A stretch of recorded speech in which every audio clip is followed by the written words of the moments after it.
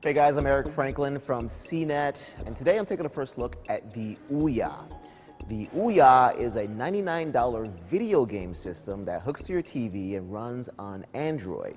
It hooks to your TV via HDMI. There's also a full USB port. There's an Ethernet port. There's also a micro USB port. There's built-in Wi-Fi. There's support for 5.1 sound, as well as Bluetooth. So the interesting thing about Ouya, beyond its really low price, is that it's really trying to support the indie game development community. Every Ouya is also a development system, so you can take the Ouya, hook up your computer, download the SDK, or as they call it, the ODK, and then you can just start making games on it. And you can submit the games to Ouya, and the turnaround, according to them, is about an hour to 2 hours, and then your game is just on their store, and people can download it, and depending on what your business model is, you can start getting paid.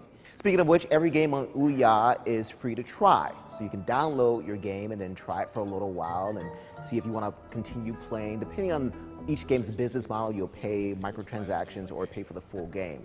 The console is actually this little small box. It's less than a pound in weight, has a power button at the top. Also comes with a controller. The controller actually looks a lot like the Xbox controller. It has dual analogs, but there's a D-pad in the middle. There's a home button, 2 triggers, and 2 bumper buttons. The controller felt great in my hands. It was pretty light. It fit my hands really well. The handles fit really well. Playing the games, the buttons were very responsive. I only used mostly the face buttons. There's also a touchpad on the face of the controller that is used in some games. So in one game, I had to kind of scratch the touchpad really quickly in order to get something to happen, which is kind of a cool thing, kind of a new cool thing. I got to play maybe 15 minutes worth of games.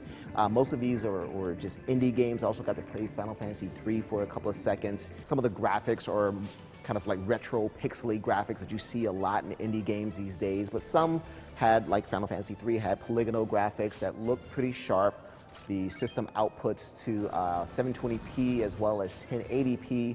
The Ouya game console is available to early backers right now, and everyone else will be able to purchase it on June 4th, 2013.